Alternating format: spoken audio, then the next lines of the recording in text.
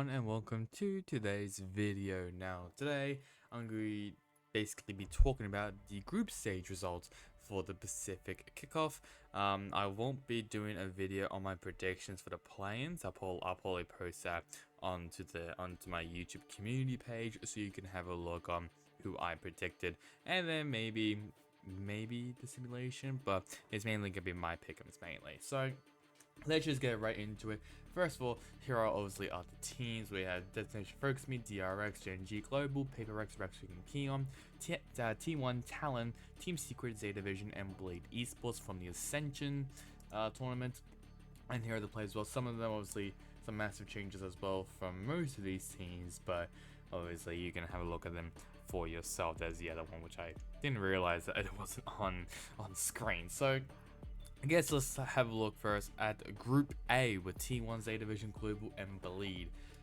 Now, this match, T1 versus Bleed, even though it was a pretty good match, especially on Breeze, it is mainly well remembered for the 3-hour tech pause that we had at the very beginning of this game, which basically caused it to start around basically in my time 7:55, where I'm pretty sure it was originally supposed to be 5 or something, but we ignored the tech pause, even though I think it mainly came from Rossi's computer. I'm pretty sure it was still a pretty good match. We saw Ye on Neon, which was pretty interesting, and he was on Sky, which was kind of weird. Yoru was brought out on Breeze as well, I think, by Izu, who was actually popping off on Yoru. And I mean, I love these, and also a lot of these specific teams have been also using a lot of Yoru now, which is pretty interesting, I'll be honest. But either way, 18-16 on Breeze, 13-6 on Lotus for a 2-0 victory for T1. Sideplayer was MVP on Breeze, while Carpe was MVP on Lotus.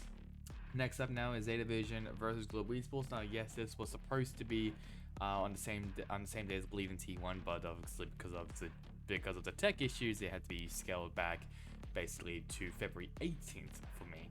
So obviously 2-0 victory once again for Z Division. 13-10 on Blind, 13-7 on Icebox. Nothing really too crazy. Benkai has some great performances as well. I'll give him a shout out there. And Polvi also was really good on the Duelist. But Deb was MVP on Bind, and the new up-and-coming Yoran was the MVP over in Icebox, which is cool to see. For the elimination match, it was a 2-1 victory for Global Esports. Yes, Bleed Esports kind of fumbled the bag here. I think it's mainly because of the Ye Viper, which we'll get into later. But Sunset went to Global Esports, 13-9. Then it went back to Icebox for Bleed, 13-10. That was the lead hours when Ye was on Jet. And then 13-11 on Split for Global Esports. Blaze King was MVP on Sunset. Egos was MVP on Icebox. And Benkai was MVP on Split. Now, it was pretty interesting to see Ye on flexing onto different characters like Viper. So it was really strange, but at the same time, it was mainly because of Demon 1 now, because he played Astra, Brimstone as well, and so now basically the duelists, they kind of had to flex onto different roles. And I thought that, I'll be honest, I thought Darian might be, well, I thought that Ye was going to be the main duelist, but then Darian was the duelist as well for most of the map, so I just thought maybe Darian might be the main duelist and Ye's the flex. I have no idea, it's a bit confusing to me, but either way, they were knocked out pretty early, which is pretty disappointing, but I thought they were pretty decent though in their matches. Maybe not really up against T1, because T1 is basically a much better team than Bleed, but against like a very similar competitive team like Global, I thought they were pretty decent in my opinion. Winners match though, and it was T1 advancing to the playoffs immediately, a 2-1 victory for T1. Very close game on Sand, 13-11 for Z Division, then 13-4 on Lotus, and 13-7 on Sunset for T1. Xcurate popping off on Lotus, and which is why he was the MVP on Lotus. Aldep was MVP on the first map of Sunset, and Carpe, the IGL, was MVP on Sunset on the final map. And the match was just finished actually as I'm recording this.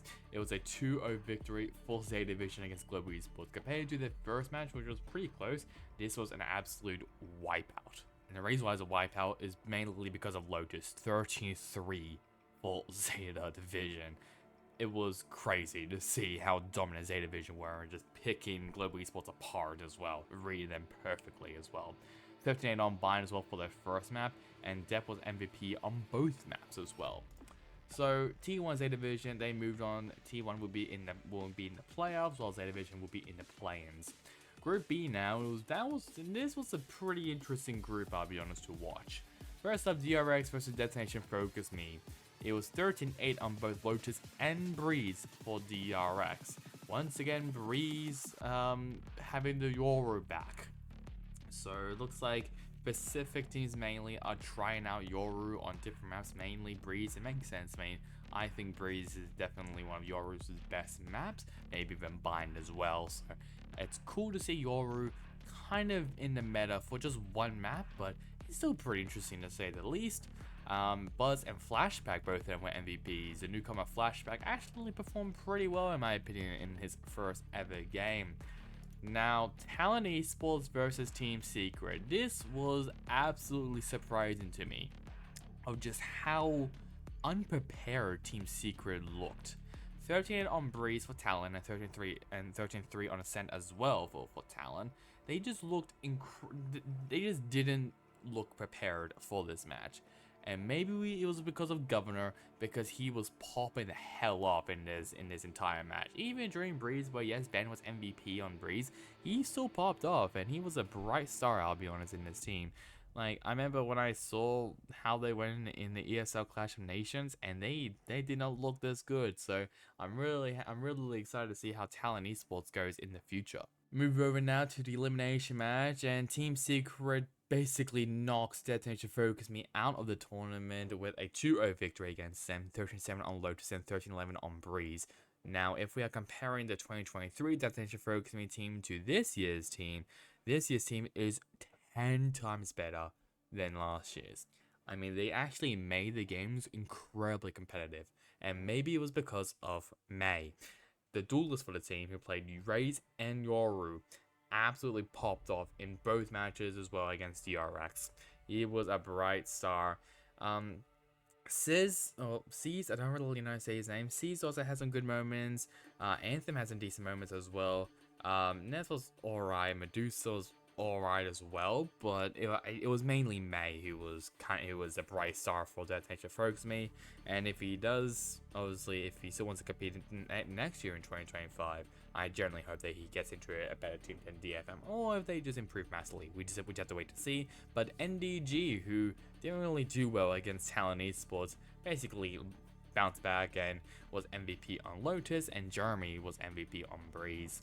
Winners match, I went to DRX, even though it was actually quite competitive. 13-10 on Split, 13-8 on Ascent. I mean, Stacks has a good moments. Buzz obviously was popping off.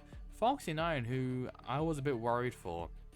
I thought Flashback was going to be alright, to be honest. I was pretty worried for Foxy9 because he's now going to this unknown role of flexing and basically playing whatever the team needed, and he actually performed pretty well, especially on Split where he got MVP. Buzz was MVP over on Ascent, but Talent, I kind of just looked a bit unprepared, and they were just kind of just off guard from what DRX was doing.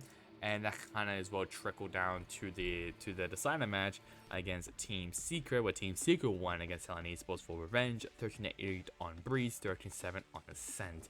I think this was also the same maps that Talent Esports actually won against Team Secret, I believe, and they kind of got pummeled here. I mean, they used the same comp for both matches, and Team Secret, they just improved massively. So I'm glad that Secret, obviously, they learned from that loss against Talent, and it was also Jesse Bash's birthday, so the IGL definitely at least needed his team to pop off, and luckily they did.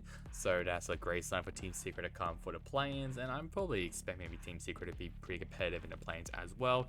Balkan was MVP on Breeze by a country mile, and Envy was also MVP as well on Ascent.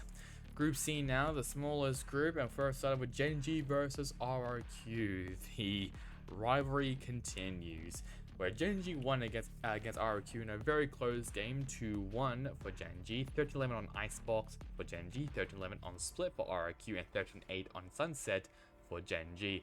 Texture was actually MVP on both Icebox and Sunset, while Zafuro was MVP on Split as well. I'll be honest, I think this is also the only match which I didn't watch, and that's because, as you can tell, it started at 1:05 in the morning. There was no way I'm going to stay up that early, I would be honest. And win this match now. Paper Rex won against Gen G. Now, to be fair to Gen G, they made it incredibly competitive. I mean, Breeze and Lotus was very, very close. Sunset, not really, but either way, they made it very, very close. 13-10 on Breeze for Gen G, and also 13-10 on Lotus as well, and 13-7 on Sunset. Texture was MVP on Breeze, while Something and Forsaken, both of them were MVP on Lotus and Sunset, respectively.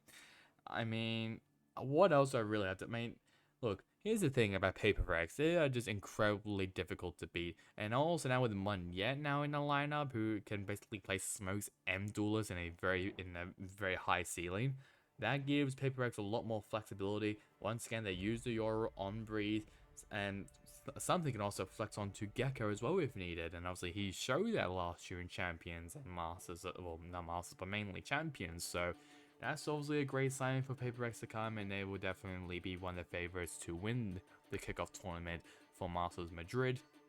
And the deciding match, once again, Gen G is just being a pain in the ass for Rex and Keon, as ROQ loses to Gen G, I think for maybe the third, fourth time, I'm pretty sure, where Gen G has just gatekeeped ROQ from making it to the playoffs. 13-7 on Lotus for Gen G, 13-10 on Breeze for ROQ, and 13-11 on Icebox for Gen G. Meteor was MVP on Lotus, Jemkin was MVP on Breeze, while Texture was MVP on Icebox. I'm really happy that Texture is the full-time duelist. I didn't really like Meteor on Duelist, I'll be honest, even though he is an incredible player. I just thought he was going to be, I just think he's a better player when he's not on Duelist, and he showed that right now. I mean, Texture, he's like full-time duelist, and I think Meteor is like playing like the Sentinel role, like KJ and Cypher, and I thought he feels a lot better, I'll be honest, as like KJ, especially where KJ can kind of be the duelist. He can definitely act like one, but I think Meteor is now a much better player. So I'm really excited to see how he goes in the future. That's what ROQ. Jemkin looked pretty good. Estrella was alright. Elmi Moore actually has some good moments, especially on the chamber, which kind of surprised me. Flip Jaija was, man, Zafuro was also pretty good as well. So it's good to see the new talent of like Jemkin and Estrella coming in. Elmi Moore has some great moments as well. So RQ, even though yes, they might have lost this match, I think they're going to do really well in stage 1 and stage 2. So before I end this video, this is basically what the planes will be looking like for Pacific. So we have Gen G versus Team Secret first, then Zeta Division versus Team Secret, then Zeta Division versus Gen G. I'm guessing all of them is going to be best of 3 as well, so you can obviously watch them if the time zones line up with you. So now I'd like you guys to like, comment, and subscribe. It would really help me, especially on this channel.